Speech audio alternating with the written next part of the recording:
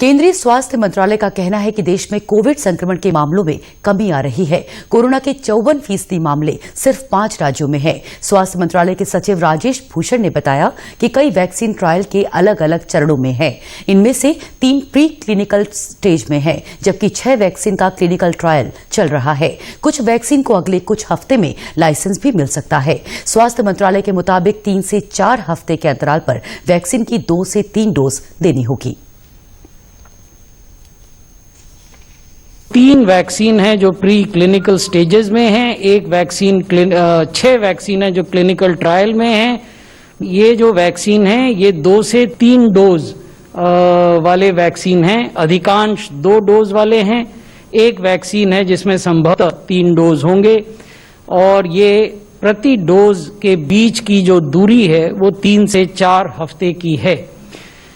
Even after vaccination, COVID precautions must be taken। ये बहुत महत्वपूर्ण बात है। न केवल ये हम कह रहे हैं बल्कि ये WHO ने भी कहा है।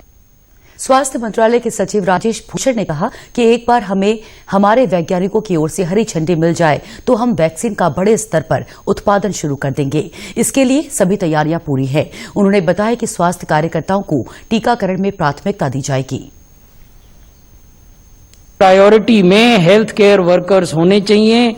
इसमें सरकारी क्षेत्र के और निजी क्षेत्र के अस्पतालों में और हेल्थ केयर फैसिलिटीज में जो वर्कर्स हैं वो सम्मिलित हैं और लगभग देश में हमारा मानना है कि इनकी संख्या 1 करोड़ के लगभग होगी। फ्रंटलाइन वर्कर्स को प्राथमिकता दी जानी चाहिए। इसमें राज्य सरकार की और केंद्र सरकार की पुलिस ऑर्गेनाइजेशंस हैं, आर्म्ड फोर्सेस हैं, होम गार्ड हैं, सिविल डिफेंस ऑर्गेनाइजेशन हैं, डिजास्टर मैनेजमेंट वॉलंटियर्स हैं, म्यूनिसिपल वर्कर्स हैं।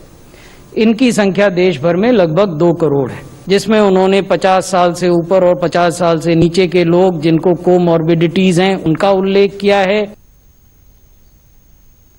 देश में कोरोना वायरस वैक्सीन के प्रबंधन के लिए इस साल अगस्त में ही राष्ट्रीय विशेषज्ञ दल का गठन किया गया था। ये विशेषज्ञ दल जनसंख्या समूहों, वैक्सीन खरीद और सूची प्रबंधन, वैक्सीन का चुनाव और वितरण ट्रैकिंग को लेकर मार्गदर्शन देता है।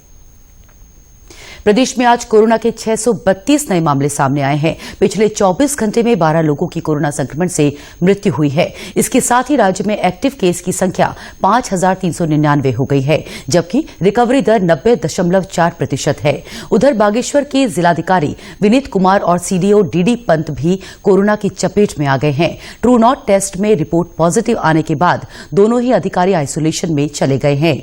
जिले के प्रभारी सीएमओ डॉक्टर वीके सक्सेना ने दोनों अधिकारियों के कोरोना संक्रमित होने की पुष्टि की है। उन्होंने बताया कि दोनों अधिकारियों के स्वास्थ्य की निगरानी की जाएगी। सोमवार को ही जिलाधिकारी की अध्यक्षता में जिला मुख्यालय में बैठक हुई थी। अब स्वास्थ्य विभाग इनके संपर्क में आए लोगों की सूची तैयार कर रहा है। साथ ही जिलाधिकारी कार्यालय के सभी कर्मचारियों की कोविड जांच की जा रही है। पौड़ी गढ़वाल में कोविड-19 संक्रमित लोगों की संख्या एक बार फिर से बढ़ने लग गई है। इसे देखते हुए स्थानीय प्रशासन ने कड़े कदम उठाए हैं। कोटद्वार के कौड़िया स्थित चेक पोस्ट पर दूसरे राज्यों से आने वाले सभी लोगों की सैंपलिंग की जा रही है। तहसीलदार विकास अवस्थी ने कहा कि स्थानीय प्रशासन, पुलिस प्रशासन और स्वास्थ्य विभाग की संयुक्त टीम कौड़िया चेक पोस्ट पर दूसरे राज्यों से आने वाले यात्रियों के सैंपल ले रही है। किसी भी व्यक्ति में कोविड के लक्षण दिखाई देते हैं तो उसे तुरंत कोविड केयर सेंटर भेजा जा रहा है। उनका कहना है कि अगर कोई व्यक्ति आदेश का पालन नहीं करता तो उस पर कड़ी कानूनी कार्रवाई की जाएगी।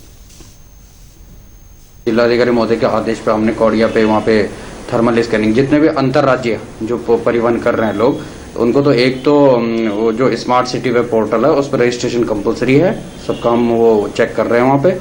और दूसरा जो वहाँ पे हमने मेडिकल की टीम बिठा रखी है जो उनके थर्मल स्कैनिंग कर रहे हैं और आगे की कार्रवाई कर रहे हैं। इसके साथ ही कोटद्वार के कुछ क्षेत्रों में कोरोना पॉजिटिव लोगों के मिलने पर माइक्रो कंटेनमेंट जोन बनाए गए हैं। स्वास्थ्य विभाग की टीम स्थिति पर लगातार नजर रखे हुए है।